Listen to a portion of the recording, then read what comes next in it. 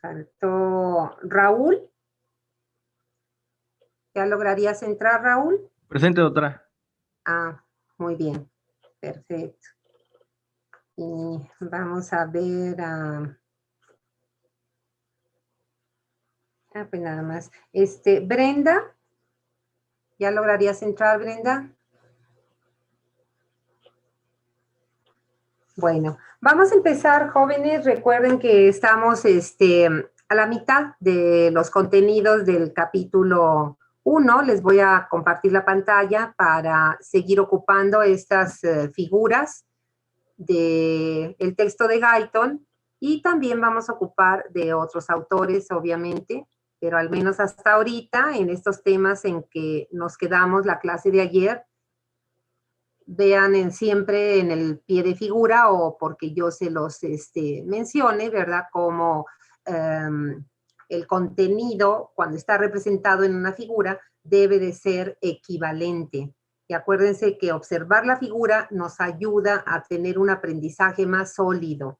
Quiere decir, ¿verdad?, que es más fácil que aprendamos cuando un contenido está representado en una figura, en un esquema, en un diagrama, en un dibujo o inclusive en una fotografía, ¿sí? Entonces, ¿qué fue lo que ayer vimos para enlazar los contenidos de hoy? Revisamos las divisiones en las que desde el punto de vista funcional o fisiológico se estudia al sistema nervioso. Y si ustedes recuerdan, hablamos en primer lugar de la división sensitiva o sensorial. Vimos sus características generales, recordando que hay dos tipos de sensibilidad, como lo tenemos nuevamente aquí, la somática y la de sentidos especiales o sensibilidad especial. Y vimos cómo, ¿verdad?, la que es somática, el contenido ampliado, completo, desglosado, lo vamos a trabajar en el capítulo siguiente, el 2, mientras que la sensibilidad de sentidos especiales en el capítulo siguiente, que sería el 3. En este caso, ¿verdad?, la que tomamos como punto de partida para revisar sus componentes, que básicamente van a ser equivalentes en los sentidos especiales, es la sensibilidad somática. Entonces, hablamos desde cuáles son los estímulos de la sensibilidad somática, cómo algunos de ellos son externos o exteriores, como los térmicos, como algunos son internos, ¿verdad? Como en el caso de las sensaciones de dolor, ¿sí? Como recordamos que estos son recibidos por los primeros componentes, dijéramos, anatómicos en nuestro organismo, que son los receptores sensitivos. Ya recordamos la función, vimos cómo importantemente solo en ellos los estímulos sensoriales llegan con la naturaleza de energía que traen, sea de tipo térmico o mecánico o físico o químico, ¿verdad? Doloroso, o sea como sea la naturaleza de energía, el receptor es la única estructura que los va a recibir como tal. Porque aparte de recibirlos, recuerden, y como está mencionado en el recuadro, que el receptor tiene la función de cuantificar la intensidad y transducir ese tipo de energía a energía eléctrica. ¿Para qué es eso? Para que puedan conducirse esos estímulos sensitivos a partir del receptor, es decir, desde las fibras nerviosas aferentes hasta la corteza cerebral en forma de impulsos nerviosos. Y toda la sensibilidad, aunque aquí no toquemos de manera específica la de sentidos especiales, es lo mismo. Sensibilidad somática y sensibilidad especial es conducida a partir de las fibras nerviosas aferentes a través de impulsos nerviosos, o sea, potenciales de acción, ¿sí?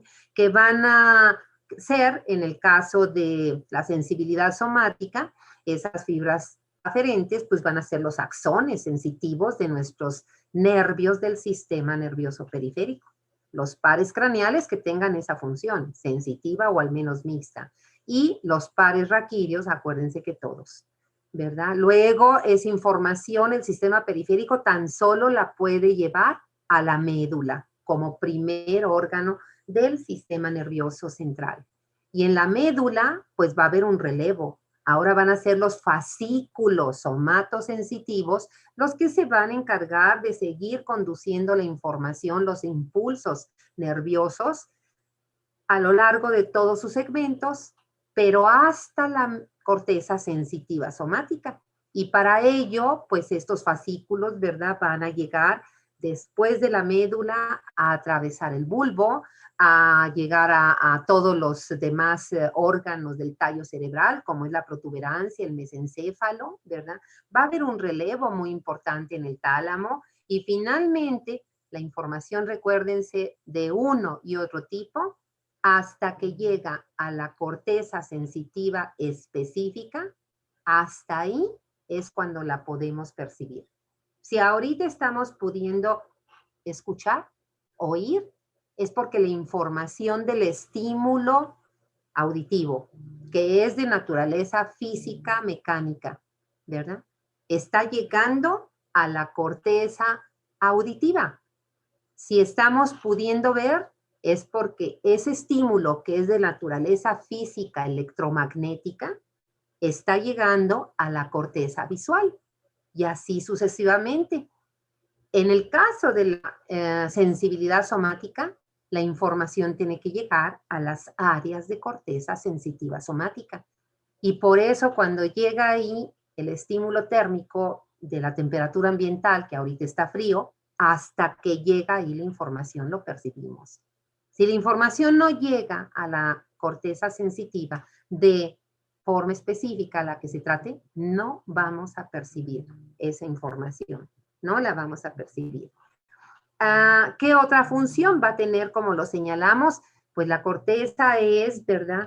La que va a ser el centro integrador y no solo la corteza, estructuras encefálicas para generar respuestas inmediatas. La que tuvimos en la mañana nuevamente fue cubrirnos con ropa abrigadora para no exponernos a hipotermia, ¿sí? O también es información que llega a la corteza y a otras áreas encefálicas, la sometemos al proceso de almacenamiento en los diferentes mecanismos de memoria para poder ser utilizada posteriormente cuando la necesitemos, ¿sí? Por ejemplo, ahorita, ¿qué es lo que estamos haciendo en las clases? Estamos manejando un conocimiento teórico de la disciplina, que es la fisiología, ¿verdad? Eso ahorita que estamos haciendo con esa información, el estímulo es visual, el estímulo es auditivo, pero el contenido de esas palabras, de esos conceptos, es lo que es el conocimiento teórico. Entonces, ahorita, ¿qué estamos haciendo? Esa información la estamos, ¿verdad? Llevando a los mecanismos de la memoria. A los mecanismos de la memoria. ¿Por qué? Porque necesitamos aprender la teoría de la fisiología, sus procesos, sus funciones, sus mecanismos homeostáticos, porque a partir del año que entra, jóvenes, en sus asignaturas clínicas lo van a aplicar. Y a partir de que vayan a su práctica clínica con los pacientes, lo van a usar. Entonces, de eso se trata. Se me encendió que alguien había levantado la mano.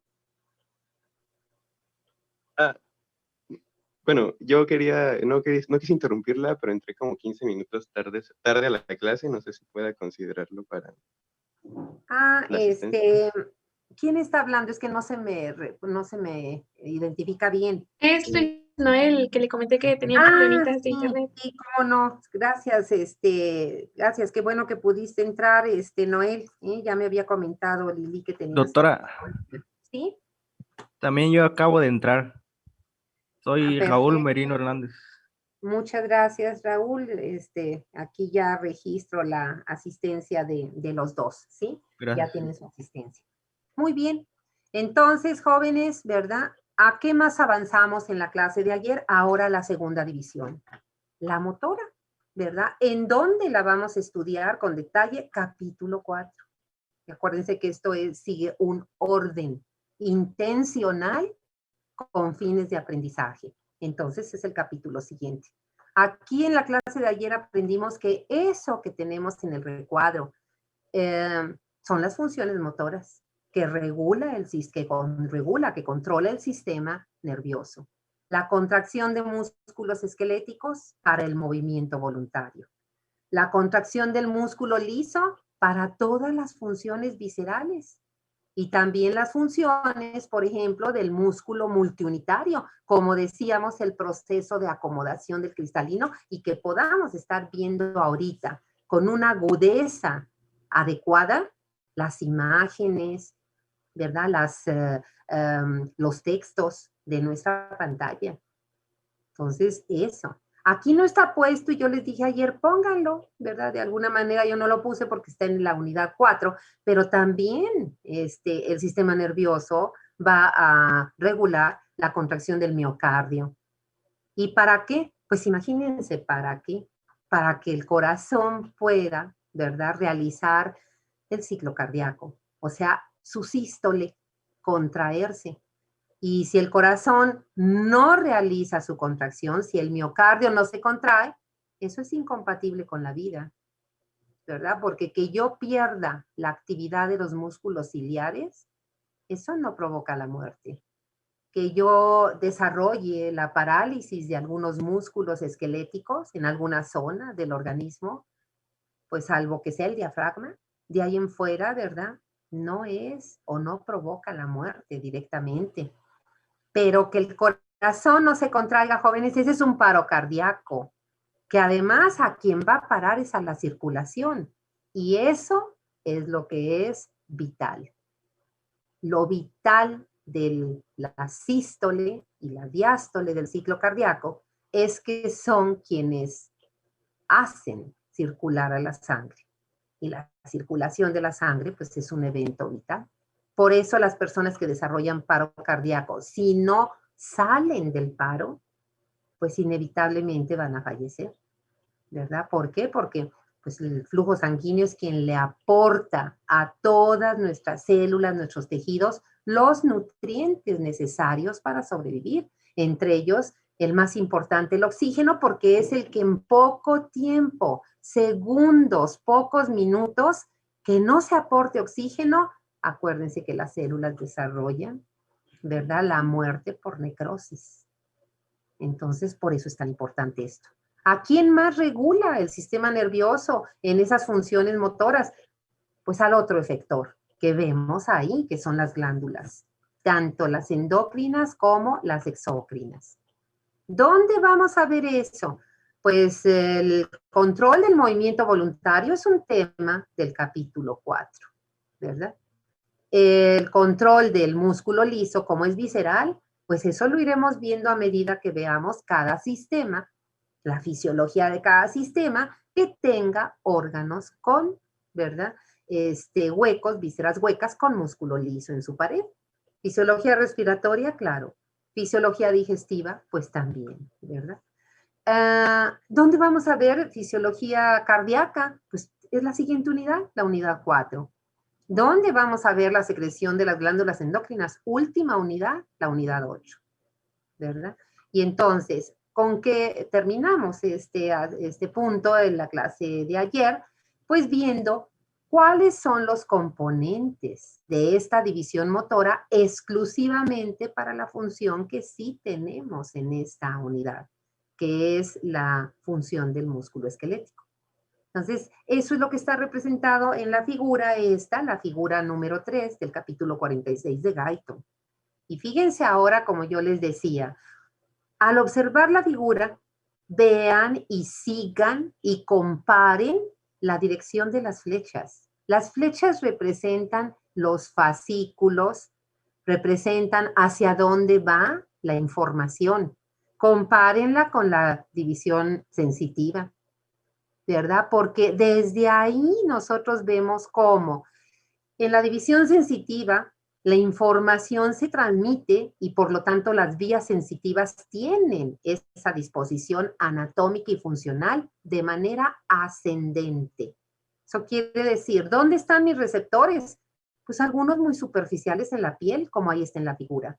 Otros pues, van a estar en órganos internos, como ahí tenemos receptores de tendones, de músculo, de vísceras, ¿verdad? Pero todos ellos, todos los receptores se van a continuar con las vías aferentes.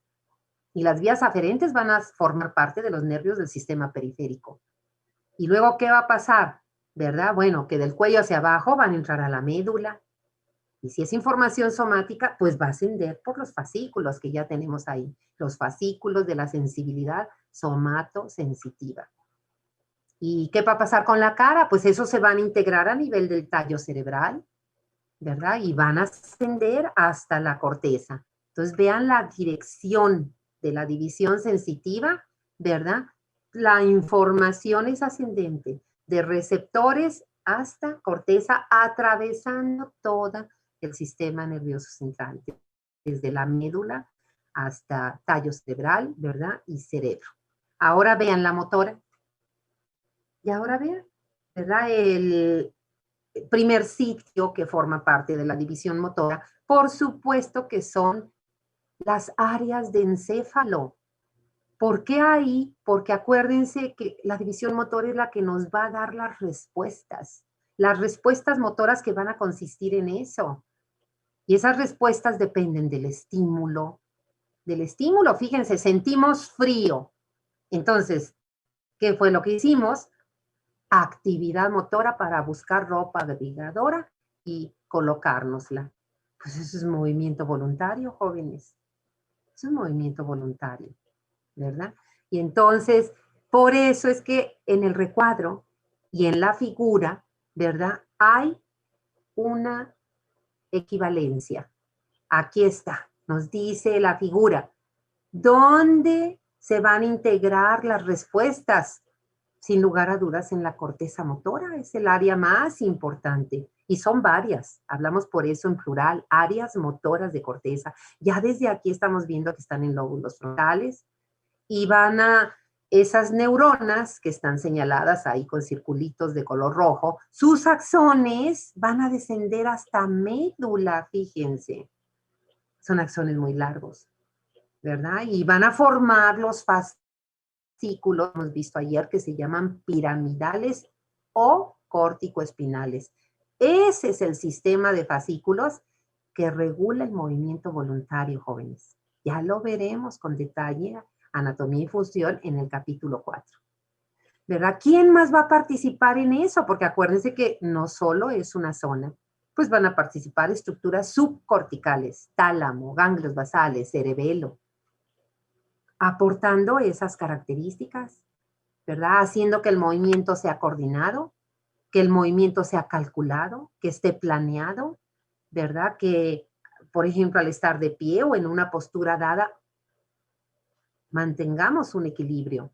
Que si nos tropezamos, ¿verdad? Podamos recuperar el equilibrio para evitar la caída.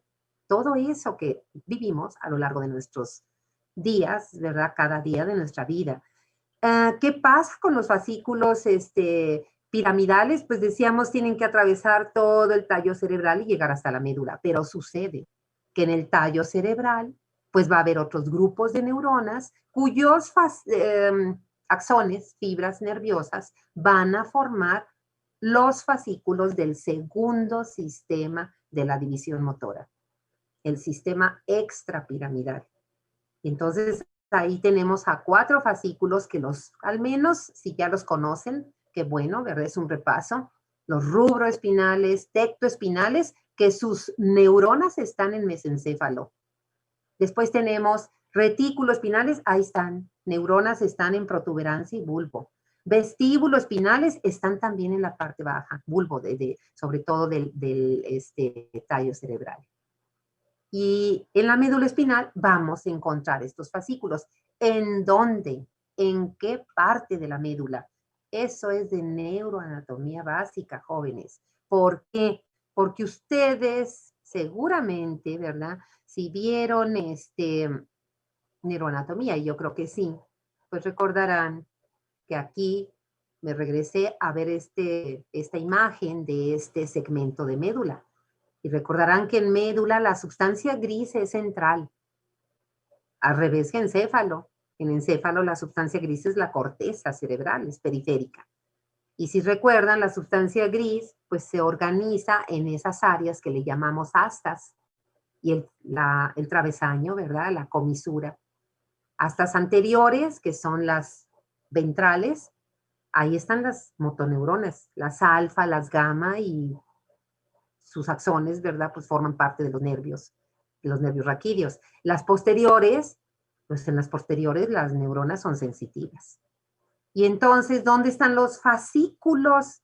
Inclusive los sensitivos y los motores, pues no están en la sustancia gris, sino que están en la sustancia blanca. Y si recordamos, la sustancia blanca en la médula es periférica. ¿Cómo se organiza? Se organiza en esas zonas que les llamamos cordones.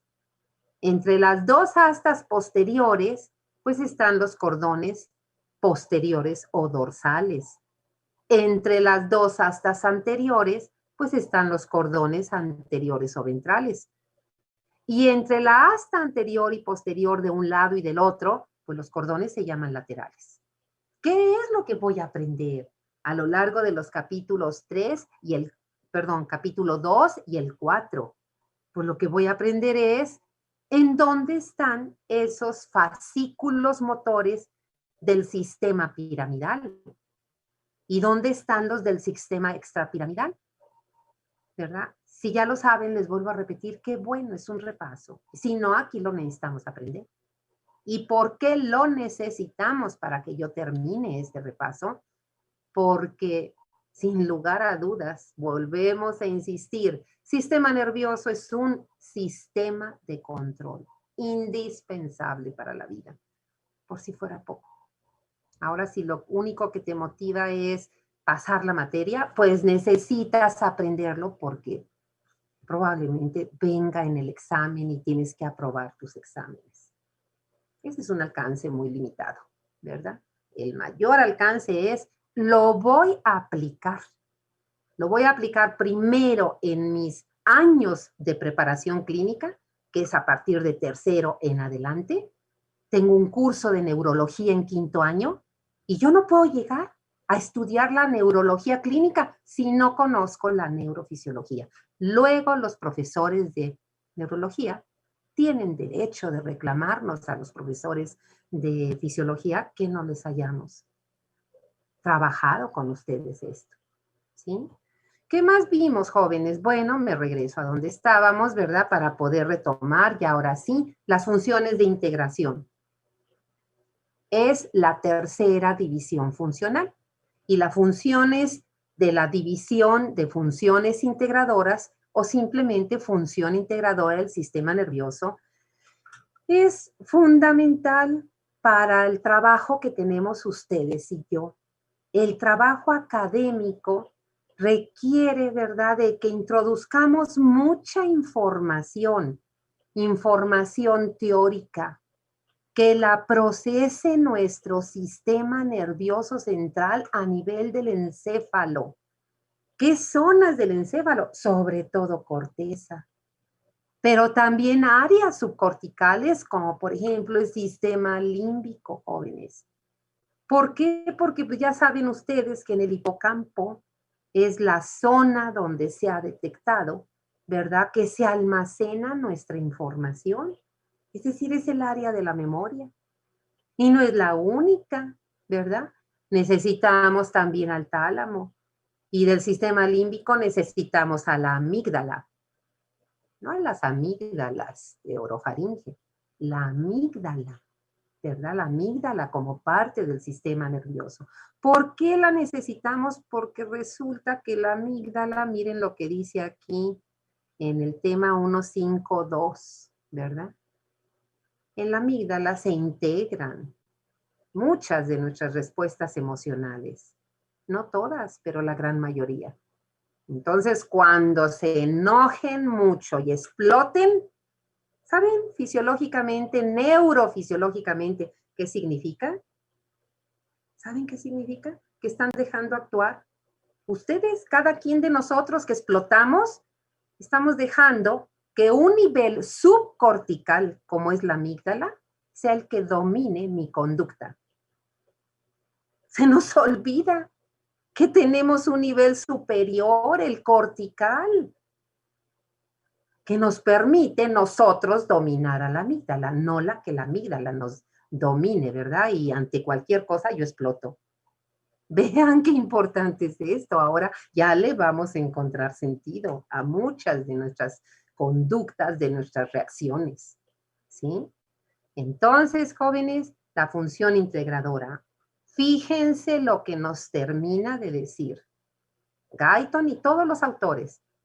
La información sensorial que recibe nuestro sistema nervioso central cada día de nuestra vida es enorme. Son millones de estímulos. Pero resulta que la inmensa mayoría, que son más del 99% de toda esa información, el sistema nervioso la descarta. La descarta quiere decir no la va a procesar, ni mucho menos almacenar. ¿Por qué motivo? Pues porque no es importante. Por ejemplo, ahorita que estamos así, ¿verdad? Trabajando de esta manera. Estamos viendo la pantalla, pero nuestro campo visual es 180 grados. Entonces, aunque yo esté viendo la pantalla, yo alcanzo a ver al frente y alcanzo a ver si tengo ventana, si tengo pared, si alguien entra, si alguien sale, igual de este lado, si hay mucha luz, si ya salió el sol, cómo está la cortina. Es decir, una cantidad de información enorme. Pero esa no es relevante y mi sistema nervioso lo sabe. Y sobre todo, porque yo no le estoy prestando atención. Eso es lo importante. En una sesión de clase, toda esa información visual carece de mi atención. ¿A qué les debo? ¿A qué le debo? Porque eso es una acción cognitiva que es individual. ¿A qué debo prestarle atención? A la pantalla, en donde nos estamos viendo y estamos trabajando la clase. Entonces, mi cerebro identifica, tu atención está centrada ahí, eso sí lo vas a procesar. Eso sí lo vas a procesar. ¿Y qué vas a hacer? O vas a tener una respuesta inmediata, ¿verdad? Por ejemplo, hizo frío, pues nos tapamos, ¿verdad? Oímos un ruido fuerte de este lado, volteamos. Vemos un estallido, una luz fuerte de este lado, volteamos. Esos son reflejos hasta de protección. No sabemos si es una bomba, si es un tanque de gas que explotó o de qué se trate. En el caso de la información que estamos trabajando en clase, ahí, ¿verdad? Es la atención. ¿Por qué? Porque esa información la vamos a almacenar. La debemos empezar a almacenar para nuestro aprendizaje. Y debemos de utilizar la atención como el ingrediente número 1 para poder memorizar la información y poderlo utilizar después. ¿Dónde se va a almacenar? ¿Dónde se procesa la información y se almacena?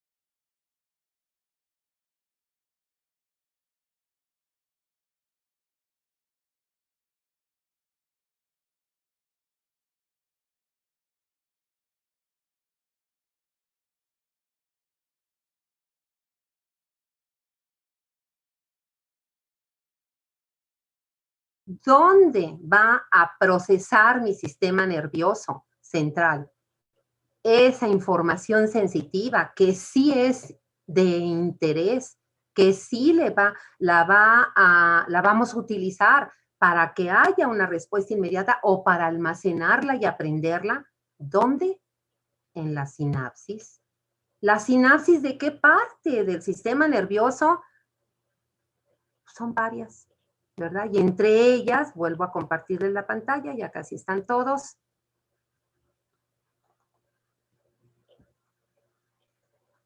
Doctora. Sí. ¿Quién me habla? Antes de que siga, yo, Brenda. Brenda. Hola, Brenda. Hola, hace un rato no pude contestarle en el pase de lista y cuando mis compañeros le dijeron que también habían entrado tarde, no pude activar mi audio, entonces no sé. Está bien, Brenda. Considerar mi asistencia. Sí, claro que sí. Gracias, doctora. Gracias por avisarme, ya tienes tu asistencia. Sí, Entonces, es que no quería. Ajá, jóvenes, ¿en dónde? Y ahí lo dice. Y no es porque lo esté diciendo yo. Capítulo 46 de Guyton, que a estas alturas todos debimos al menos leerlo y ubicar los temas del programa. Yo tengo mi programa, tengo mi PDF del libro y ubico dónde está el contenido, porque no todo el contenido de todos los capítulos lo podemos abarcar. Necesitaríamos un curso de 2 o 3 años para estudiar a Guyton nada más. Y entonces, fíjense, paso número 3, en la sinapsis. Es donde se lleva a cabo el procesamiento y el almacenamiento de la información. Para el procesamiento, múltiples áreas de corteza.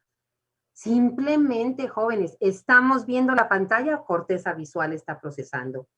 Estamos escuchándonos, corteza auditiva está procesando. ¿Y en dónde se está almacenando? Bueno, aspectos de memoria, ya tenemos el capítulo número 6, son las funciones de integración, ¿sí? Y capítulo número 5, no 6, capítulo 5. Y entonces, fíjense en dónde almacenamos, y ya lo comentamos, y muchos de ustedes, yo creo que todos ya lo saben, a nivel del hipocampo. A nivel del hipocampo, cuando menos es una zona, pero no es la única. Está involucrada la circunvolución temporal superior también, la misma amígdala, la neocorteza, ya lo veremos, capítulo 5, ¿sí? Muy bien, jóvenes. Como vamos a pasar a este tema penúltimo, que son los niveles de función del sistema nervioso, hago un alto.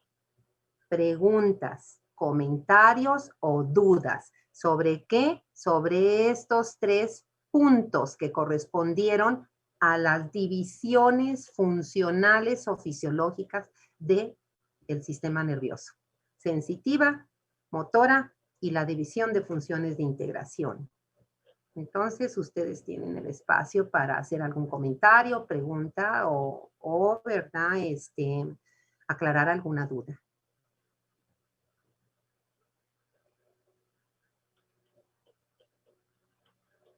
Creo que no hay dudas, doctora. Gracias. Muchas gracias, Lili. Avanzamos, es el tema 1.5. Entonces, en el programa se nos mencionan como niveles de función del sistema nervioso central. Vamos a interpretar a qué se refiere eso. Son los niveles de control de las funciones del sistema nervioso. Entonces, realmente son los niveles de control de las funciones del sistema nervioso. ¿Dónde las vamos a ver con detalle estos contenidos? En el capítulo 4, sin lugar a dudas, ¿sí? Y entonces, ¿qué nos plantean todos los autores? Que los niveles de función, los niveles de control de las funciones del sistema nervioso se desarrollan a nivel del sistema nervioso central, no del periférico. Y hay un motivo. ¿Por qué ahí, jóvenes? Porque acuérdense que aprendimos desde la unidad 1, desde que vimos en el capítulo 1 los sistemas de control homeostático, que el centro de integración para las respuestas estaba en algún sitio del sistema nervioso central. Desde ahí aprendimos eso y vamos a actualizarlo ahorita. Y entonces, ¿cuántos niveles de control de funcionamiento de estos centros de integración del sistema nervioso central hay? 3, jóvenes. El nivel más inferior en cuanto al hecho no nada más de localización anatómica, sino en cuanto al tipo de funciones que se integran ahí, sin lugar a dudas, se llama medular porque corresponde a la médula espinal. Y entonces, ¿qué nos dice? Ni traten de copiar todo eso, está en el capítulo 46, ahí está en media página. Pero lo que sí nos debe de quedar claro, jóvenes, es que el nivel medular en la médula espinal, en sus 31 segmentos, solo se controlan reflejos. Reflejos que se les llama medulares, como los que están ahí. miotático, tendinoso de Golgi, extensor cruzado, flexor, reflejos de marcha. Aunque diga movimientos de marcha, yo se los puse así porque así viene en el libro, pero lo tenemos que interpretar. Reflejos de marcha. No es lo mismo que poder caminar. No es lo mismo. Si una persona lamentablemente sufre un accidente, vean la figura de la derecha. Ahí está, ¿verdad? Encéfalo y médula. Si una persona tiene un accidente automovilístico, una caída, un golpe, una lesión por arma de fuego, y esa lesión le provoca sección medular, y sección medular alta, o a nivel dorsal, o a nivel lumbar, jóvenes, lo único que va a permanecer en las zonas distales a la lesión, inervadas por esos nervios, son estos reflejos. Por supuesto que la persona no va a poder caminar. Va a tener lo que se llaman reflejos de marcha, pero no va a poder caminar, ¿verdad? De hecho, si la sección es alta, va a desarrollar, ya lo sabemos, cuadriplegia, o sea, incapacidad para el movimiento de las 4 extremidades. Y uno diría, ay, pero si ahí dice movimientos de marcha. No, son reflejos, ¿sí? Reflejos dice de rigidez, también son reflejos medulares, reflejos autónomos, de sistema autónomo, como por ejemplo a nivel de vasos sanguíneos, a nivel de la vejiga urinaria, a nivel del intestino. Son reflejos, jóvenes. Ahora pasemos al segundo nivel. Ahora es el nivel de encéfalo. Y en encéfalo tenemos 2 niveles, ¿verdad? El más inferior del encéfalo, que se llama así, nivel encefálico inferior, también se le denomina nivel subcortical. Y entonces vean ahí qué órganos son los que corresponden a este nivel. Diencéfalo. Entonces ahí está el tálamo, el hipotálamo. Ahí está el tallo cerebral con sus 3 secciones. El mesencéfalo, la protuberancia, el bulbo. Está el cerebelo, están los ganglios basales. Está el sistema límbico, creo que no lo puse, pero ahí está, es el nivel subcortical. Eso quiere decir que está a nivel encefálico, pero es un nivel inferior. ¿Inferior en relación a qué? A la corteza cerebral. Por eso se llama subcortical. Fíjense cómo las actividades que se controlan aquí, muchas de ellas son inconscientes. Y miren qué importancia, porque ni más ni menos que los signos vitales. El control de la temperatura corporal, de la frecuencia respiratoria, de la cardíaca, de la presión arterial. Todo eso, ¿verdad? Va a ocurrir aquí, en el tallo cerebral, de hecho. Ahí están los centros de control, ¿sí? El control del equilibrio, importantemente por el cerebelo, pero también el aparato vestibular del oído interno, también los núcleos vestibulares del bulbo, es decir, tallo cerebral. Las respuestas emocionales que comentábamos hace un rato, pues el sistema límbico, ¿verdad? Así que cuando nos enojamos, pues le echamos la culpa a la amígdala, pero en realidad la amígdala no tiene la culpa. En realidad, los responsables de enojarnos somos cada quien de nosotros. ¿Por qué? Porque tenemos un nivel encefálico superior, jóvenes, que está por arriba de estas estructuras y que corresponde a nuestra corteza cerebral. ¿Y quién puede controlar nuestros exabruptos emocionales? Ni más ni menos que la corteza cerebral. ¿Qué región de la corteza cerebral? Pues eso es lo que vamos a aprender más adelante. No se los digo ahorita para que de alguna manera se motiven, ¿verdad? Y vean cómo hasta a nuestra propia manera de ser le vamos a encontrar significado. Más que de ser, de actuar, de reaccionar. Le vamos a encontrar un significado fisiológico. Y bueno, el nivel encefálico superior, como vemos, pues es el sitio más importante del procesamiento de la información, de su almacenamiento para el aprendizaje, la memoria, la elaboración de los pensamientos, el razonamiento. El razonamiento ahorita que estamos hablando de cuestiones emocionales, ¿verdad? Pues claro que hay que analizar, claro que hay que razonar, ¿verdad? Y tomar decisiones y poder controlar a la amígdala para que no nos haga estragos en nuestra vida cotidiana, nuestra calidad de vida, ¿verdad? Y fíjense qué importante, el estado de vigilia, que es el estar despiertos, así como supongo debemos de estar todos, porque habrá, ¿verdad?, quien esté medio queriéndose dormir, no lo dudo. Así sucede a veces en las clases, ¿verdad? Son aburridas, son tediosas, entonces pues eso como que me duerme, ¿sí? El estado de sueño. Es un estado de inconsciencia, pero es fisiológico, es muy diferente al estado de coma patológico, ¿verdad? Y entonces, conocer esto, jóvenes, también lo vamos a ver a medida que avancemos en el programa. Específicamente este contenido lo manejamos en el capítulo 4, ¿sí? Bueno, antes de pasar al último contenido, que es la transmisión sináptica, hago un alto de nuevo. Por si hay algún comentario, tenemos al menos aquí, tenemos 6 minutos. Entonces hago un alto para ver si quieren hacer alguna pregunta o algún comentario.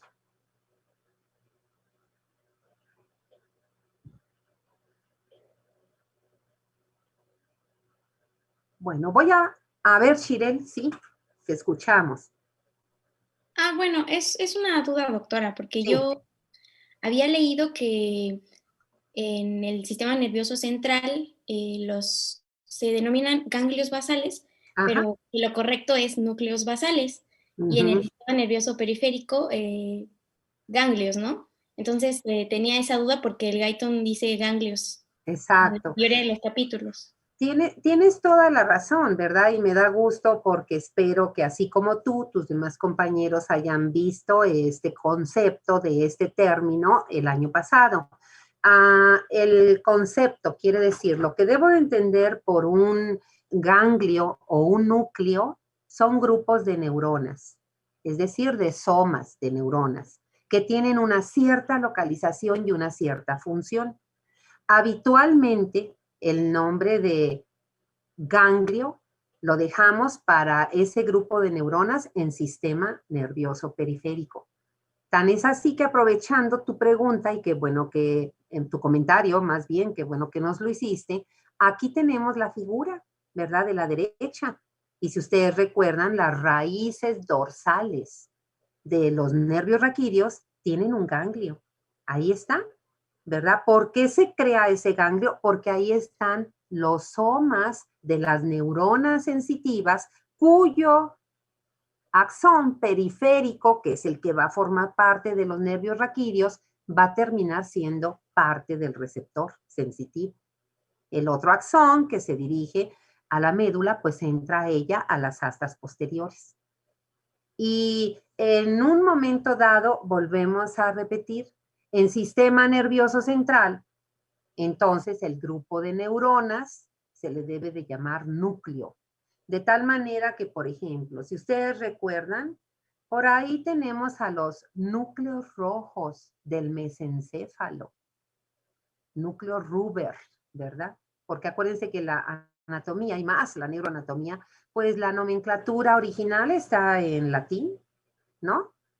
Pero ¿qué sucede? Que resulta que a estos grupos de neuronas que están en la base, ustedes lo saben, de nuestros hemisferios cerebrales, el primer nombre que se le puso fue ganglios. Algunos autores ya han corregido ese error y entonces en lugar de ganglios, como tú correctamente lo expusiste, ya les ponen núcleos basales.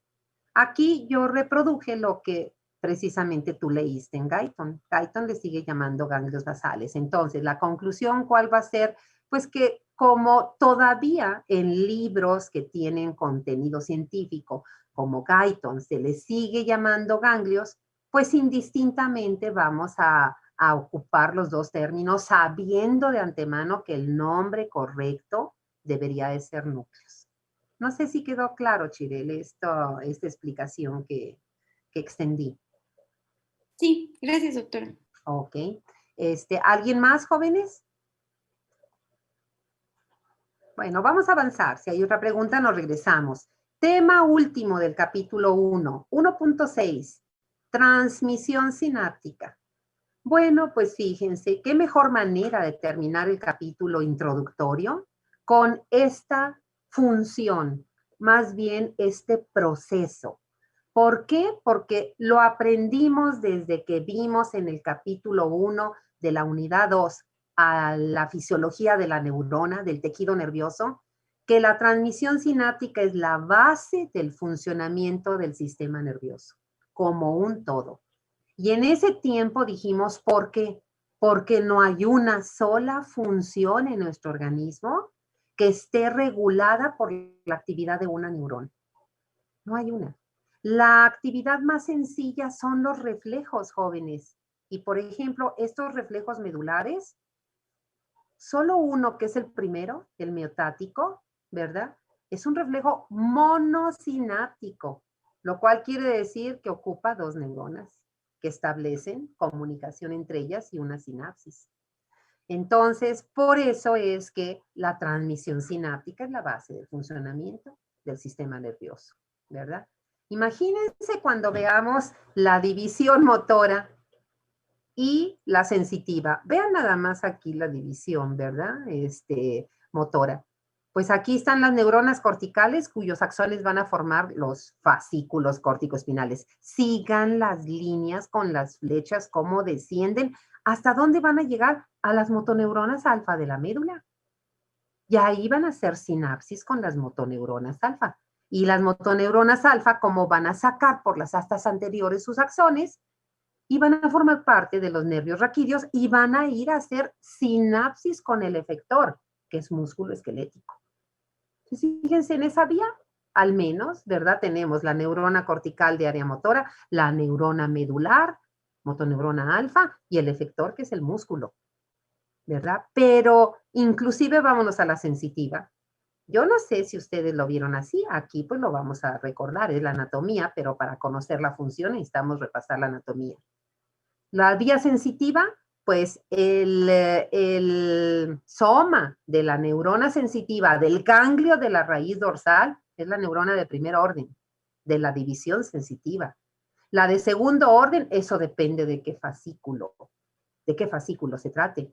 En algunas, la segunda neurona va a estar en el bulbo. En otras, la segunda neurona está en la médula. Esa es la segunda, de segundo orden. La de tercer orden en todos los casos está en el tálamo.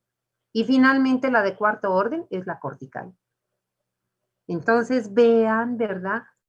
Que la sinapsis es, por supuesto, ¿verdad? La estructura fundamental para el procesamiento, incluso para la transmisión de la información, para el almacenamiento y que es un proceso complejo.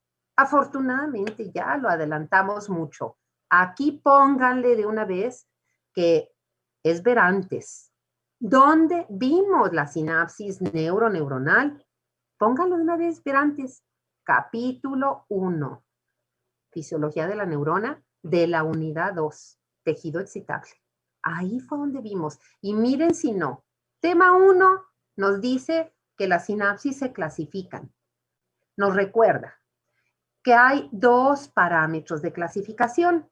El que tenemos aquí puesto con esta figura de Guyton, que es la número 6 del capítulo 46, esa, ¿verdad? Figura está representando la clasificación de la sinapsis por el lugar en donde se establece en la localización.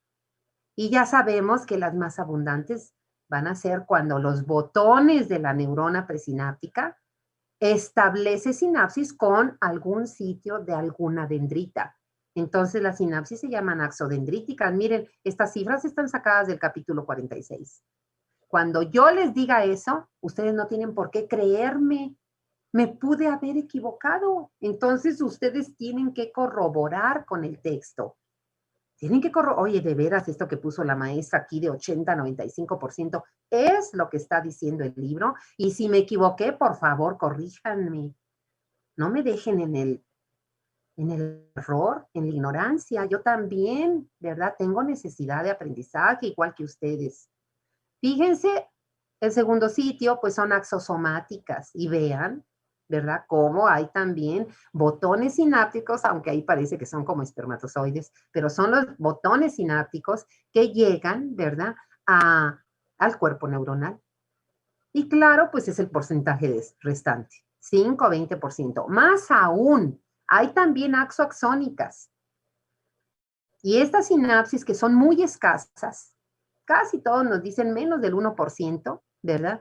Son sinapsis que llegan cerca, en la parte final del axón, cerca de los botones sinápticos, porque van a producir un evento que se llama la inhibición presináptica, que la tenemos en este capítulo, pero la vemos mañana, ¿sí?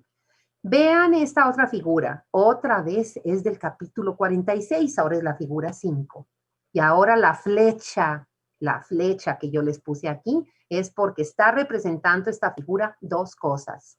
Uno, la clasificación de la sinapsis, pero por el tipo de transmisión. Tipo de transmisión. Y entonces ahí tenemos el dibujo de arriba que está marcado con la letra A, es la sinapsis. Perdón, aquí nos quedamos. Ya revisé mi hora, no había visto mi teléfono porque estaba apagado. Jóvenes, nos vemos mañana. Por favor, me recuerdan que nos quedamos en esta diapositiva. Que pasen buen día. Hasta mañana, Hasta doctora. luego. Doctora. Adiós.